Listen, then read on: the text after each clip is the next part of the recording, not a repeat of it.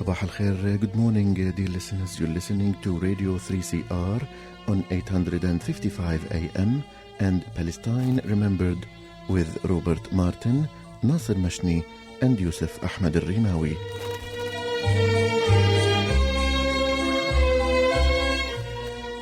Palestine Remembered is Australia's only English-language radio program that is totally dedicated to Palestine. We'd like to welcome those listening on 855 and those that will join us on podcast at 3cr.org.au.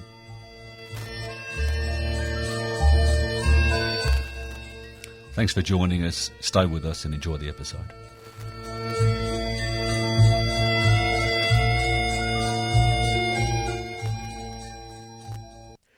Orly Noy, an Israeli activist, translator and journalist, a member of several human rights organizations in Israel like B'Tselem, and a member of Arab Jewish political party Balad. He's currently in Australia in a tour organized by the Australian Jewish Democratic Society, speaking about a Mizrahi response to Zionism. And Mizrahi is a Hebrew word that means Jews of Middle Eastern origin. So I had the pleasure of meeting Orly last Wednesday. We spoke about her identity as a Persian Jew. We spoke about the Mizrahi response to Zionism and how Zionism hijacks the Jewish values, especially in defending the violations of human rights in Palestine.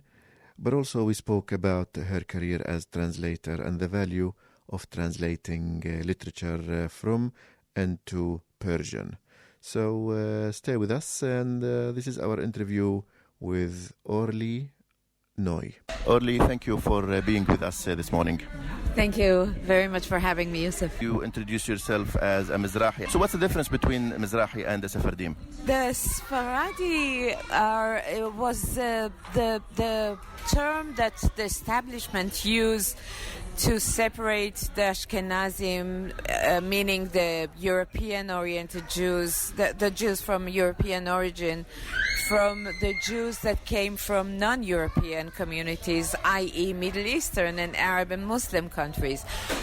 Only they didn't want to identify them as such, so they used the term Sfaradi, which comes from Sfarad, which is Spain, basically going back to this, Andalus, exactly, culture. Only the current non-European, non-Ashkenazi communities, Jewish communities in Israel are not from that origin. They come from Arab and Muslim countries and should be. I mean, Israel is trying its best to scare people off of that identity, but we do come from the Middle East, and therefore we are Middle Easterns. And the term Mizrahi is a political term to clarify the location, the geopolitical location of our communities and actually of the state of Israel itself.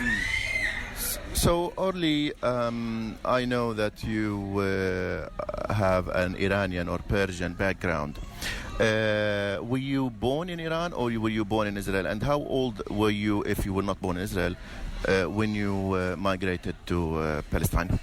I was born and raised in Iran, in Tehran, and I was 9 years old when we immigrated to Israel at the very beginning of the Islamic Revolution in 1979.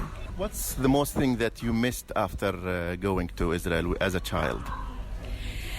My grandparents, who at the time were still behind in Iran. I missed walking in the street and hearing Farsi. I missed the sense of belonging. I mean, it was very clear to me very immediately that it's not just about not speaking the local language, not speaking Hebrew. There was something else that made me feel an outsider, made me feel not belonging. I acquired Hebrew very, very quickly, and I was good at it, and very quickly, because as a child, it's a matter of surviving. You need to learn but it wasn't just about that. And it took me a lot of years to be able to define what it is exactly that makes me still feel an outsider in political terms. And this is, in fact, how I became a political Mizrahi activist. So I also want to ask you about Iran before your family migrated. Tell me about the society. Tell me about the Jewish-Muslim coexistence. Tell me about the relation with the mainstream Persian or Iranian population. So I grew up in a middle-class Jewish family. What city?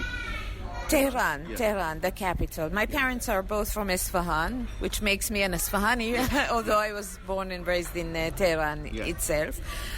I went to a Jewish school, but then a lot of my classmates were Muslims and Baha'is and Armenians, and we lived in a very much mixed family, and so it was a very, very heterogeneous society. I mean, I grew up really with friends from at least 6 or 7 different ethnicities and religions. The relations with the Muslim surrounding were extreme. I mean, it was amazing. I remember that every year at the end of the holiday of Passover, for 7 days, we don't eat bread. And the first ones to bring us the first bread at the end of Pesach, at the end of Passover, were our Muslim neighbors. That was the gesture that here, after 7 days, we can break bread together again. And so it was a very, very good and close and friendly. It's not just a cliche. We really lived as brothers in Iran, and there was no separation. Well, the bird told me that your mother carried some books with her. Yes. From Iran to Israel. Do you remember? Do you know any of these books? And tell me about this. Tell me about the book. So we immigrated in a very hasty way. It was like just throwing some stuff into a suitcase and hop on the first plane out, more or less. But my mother did carry some books that were very precious to her. One of them turned out to be the first book that I translated from Farsi into Hebrew. It's called My Dear Uncle Napoleon. It actually was translated to English as well, and it's very, very popular.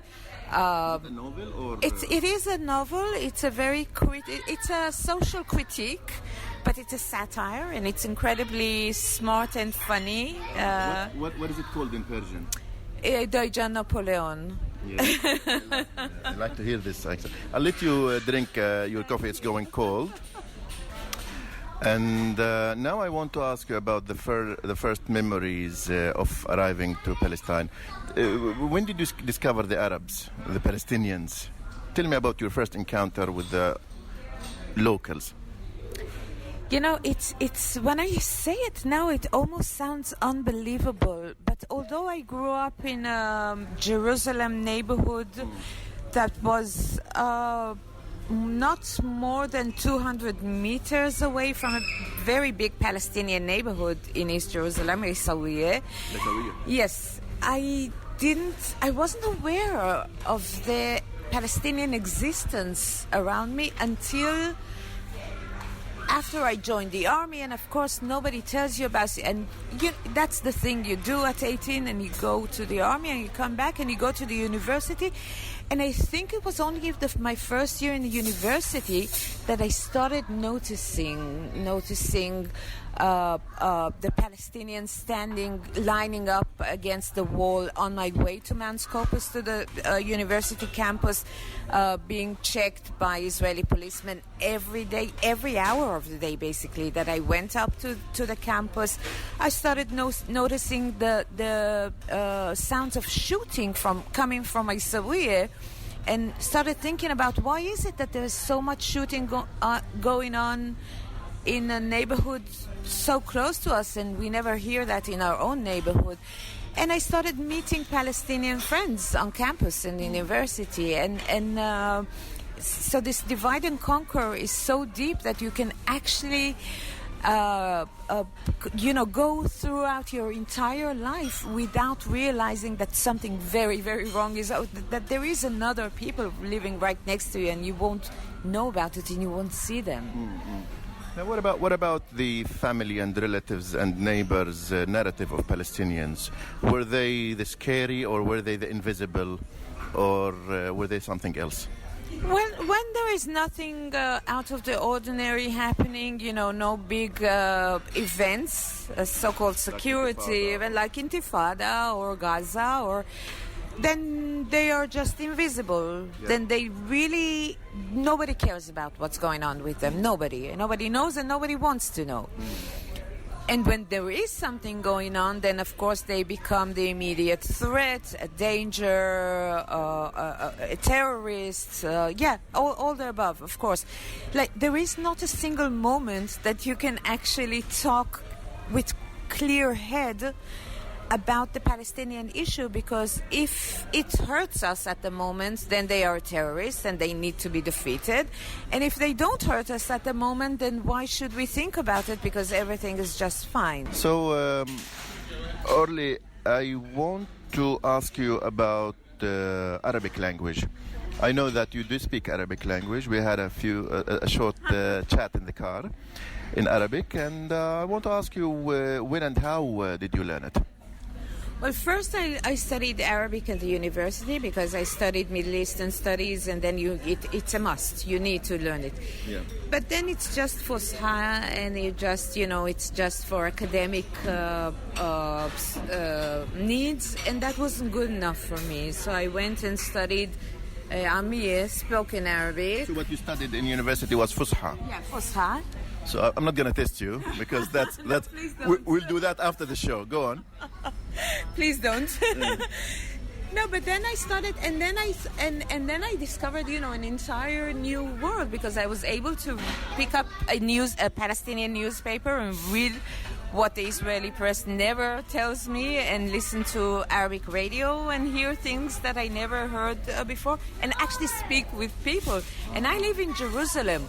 So for me, I'm surrounded by Arabic. So all of a sudden it was this amazing discovery that I can actually speak with people in their own language. And then I started working for a Palestinian Israeli radio station. And I had a really good exercise of my Arabic. So I've had the incredible pleasure of hosting a daily radio show in Saut al-Salam, Voice of Peace, Palestinian Israeli radio station. It was almost 15 years ago. It was quite a while ago. But that was the peak of Intifada. Yes, and that was the idea. We tried to present the two societies to one another, each in its own language, but through different lenses, without the hostility and with a lot of curiosity. So I would interview Palestinian politicians and members of the parliament and activists, and I tried my best to do it in Arabic and then translate it into Hebrew. And I think that it was probably the only place that Hebrew-speaking audience could hear straight from the mouth of Palestinians Palestinians about their own situation and their own identity and their own analysis of the situation. Unfortunately, we really don't have it. We have like specialists for the Arab world that tend to be very biased and very much Zionist, of course, explaining the Palestinians and the Arab world to the Israeli public in a way that is very biased and hostile, basically, to the Palestinian narrative, and that's all the information that the mainstream Israeli Jewish society gets. So how was that received by your own family? Was there a level of resistance or reluctance, or was there support, or they were indifferent? No, there was. It was very, very difficult. I mean, it has been until today. I mean, of course, my husband is very much aligned with my political views, but my parents and my, extended family, they find it extremely difficult because they look at me as somebody who crossed the lines. And the lines are so strict in Israel that, if you're not completely with us, i.e. with the Zionist narrative, with the right-wing Zionist narrative, then you can very quickly become the other, like not a traitor, because nobody in my family would call me a traitor, but you misled. Exactly, the misled, or you stepped out of the camp. You're an outsider now.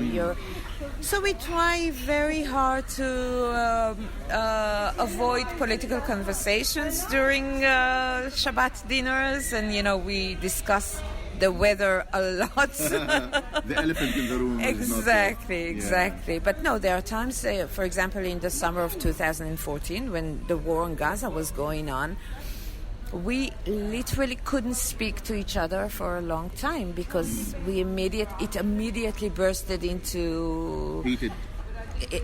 Unbelievably so, and accusations and like using of really harsh words that we all regretted later on. But it's for us, for me, it's not a political exercise, a theoretical exercise. It's very emotional. It's about who we are, who I am, what kind of an environment I'm raising my kids in. These are really like personal, emotional stuff. So it can get heated very easily. Especially now with social media, they can see what you're doing, and they have access to what you say, as opposed to in the old days, maybe.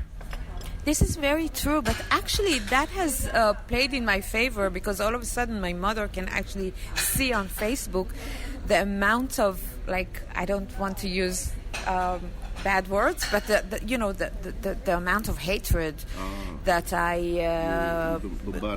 yes, and it shocked her really when I showed her and I told her, look, whatever you think of me, just think of what I need to face every day. And all of a sudden she realized that that's not what she wants for her. That of course upset her, and she could for a moment understand that she was for a long time actually a part of not attacking me, but like not seeing things, not seeing how violent things can get, and how violent is the treatment to anybody who thinks differently in Israel. Now, speaking of the non-welcoming statements from members of the Jewish community, today, when we're recording on a Wednesday, there has been an article by a Melbourneian Jewish group referring to you as a deluded Israeli. How does this make you feel? And because the labeling that we see when it comes to Israelis who are against human rights violations of Palestinians is that they have some mental issues. So how do you feel about that? Yeah, that's even. It was actually even worse because I think that at some point he also called me a self-hating Jew. Yes. It's just, I mean, it's despicable, really. I don't get offended by these things anymore because I've heard them all before. But I'm probably a much prouder Jew than the person who wrote this article. Apparently, I refused to have an interview with him some years back, and he was really offended by it, and he's not letting go for some years. But the fact, that a Jewish person in Melbourne can sit in this beautiful city, very calm city, and calling me, an Israeli Jewish person who raises my kids in that conflict area and that war zone, a self-deluded, like he here in Melbourne can tell me. Really, I mean, we have a word for it in Hebrew. It's called chutzpah. I mean, I think it takes quite a bit of chutzpah to be doing that, but it's nothing new. I mean, that's their only way to deal with anybody who confronts the Zionist narrative. Immediately he's called either crazy or self-deluded or self-hating or whatever. That's their only way to deal with the ideological challenges that they face. You're listening to Radio 3CR on 855 AM, and our guest Orly Noy. So we will listen to some snippets of your speech last Saturday on an event called Melbourne Says No to the Sale of Palestine, and we will be back shortly. As an Israeli Jew, I must say, this occupation is not Judaism. There is nothing Jewish about the ethnic cleansing being promoted in Palestine. There is nothing Jewish about the daily invasion to Palestinian cities and towns. There is nothing Jewish about invading houses in the middle of the night, dragging out children from their sleep in their beds and arresting them. There is nothing Jewish about the daily demolition of houses, of Palestinian houses all around the West Bank and in East Jerusalem. There is nothing Jewish about the deadly bombing of civilian population in Gaza. There is nothing Jewish about the siege, the brutal, violent siege on Gaza that has been going on for years. This is not Judaism. In fact, it's a daily violation of every basic Jewish value. You're listening to Radio 3CR on 855 AM, and we are pleased to be joined by Orly Noy. So that was quite a powerful statement, that there's nothing Jewish about the violation of Palestinians' rights or human rights in general. Yeah, I think that one of the most horrible things we've been facing for some years now is Israeli attempt, with some assistance by its allies around the world, to portray any criticism on the Israeli policies as anti-Semitism. All of a sudden, being a human rights defender is being an anti-Semite. All of a sudden, being anti-occupation is being anti-Semite. And really, somebody must say, we, the Jews, have the obligation to stand up and put an end to this madness, because otherwise it means that violation of human rights is Judaism, that occupation is Judaism, and no, it's our job, not the Palestinians, it's our job to stand up and say, this is not Judaism. You're hijacking Judaism into something completely horrifying. That's not Judaism. So, Orly, tell me about your tour in Australia. It's been a week now in Melbourne, and you are preparing to head to Sydney soon. How has been this week so far? And tell me what you felt, the understanding of the Palestinian-Israeli issue among Australians so far. Well, first of all, it really has been a tremendous privilege and honor to do that tour, and I'm so grateful to the Australian Jewish Democratic Society for inviting me over. It was fascinating to meet with Palestinian members of the Palestinian community here in Melbourne. I find it gives me a lot of hope when I see that the Palestinians are willing to cooperate with Israelis, with Jewish community, and that it really is not about faith, and it's not about race or religion. It's about decency, human decency, and ideas of justice and equality. The article that you mentioned made me. I mean, it's just a shame. It's a shame because I think that the Jewish community in Melbourne, in general, can be a lot more courageous, and I think that it still has some way to go to reconnect with the basic Jewish values of justice and human rights. And more than anything, I'm just happy that we are able to still have these conversations, and I think that's the most important thing. Just stay, good people around the world should stay in touch, have this conversation, join forces, and keep up the fight. Now, I would like to use the coming few minutes remaining in our interview to speak to you about literature and translation. I want to first ask you about the percentage among Israelis who do speak Arabic and the value of translation, whether from Farsi/Arabic to Hebrew and vice versa. So this is probably the project closest to my heart, is the translation project, because I really see it as a political activism as well. You won't believe it, but we are surrounded completely by Arabic-speaking environment. We are sitting in the heart of the Middle East. About 20% of Israel's own society is Palestinian, Arabic-speaking, and only less than 3% of Jews in Israel can speak. It's amazing. It's amazing. We can speak decent English, some other languages, Russian, exactly, and other languages, but not Arabic, which is completely insane.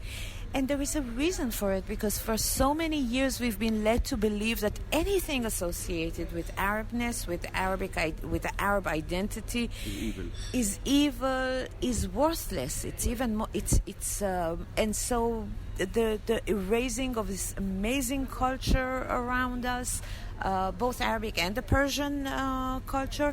So, and when you strip a group of people of their identity and of their culture, then it's extremely dangerous, because then it becomes very easy to look at them as nothing, as dust, and then you can do anything you want to them. So, enhancing the cultural backbone of our societies, of our Mizrahi societies, of the Palestinian society, that's a political project. If you have your culture behind you, then you are not a nobody. Then nobody can treat you as a nobody, and that's why, for me, it's so important, the project of translation. So we're heading towards the end of this enlightening interview. I want you to end it with maybe a sentence, one in Arabic and one in Farsi. I'll let you think of what you want to choose for us, and tell us what you meant by both of these sentences.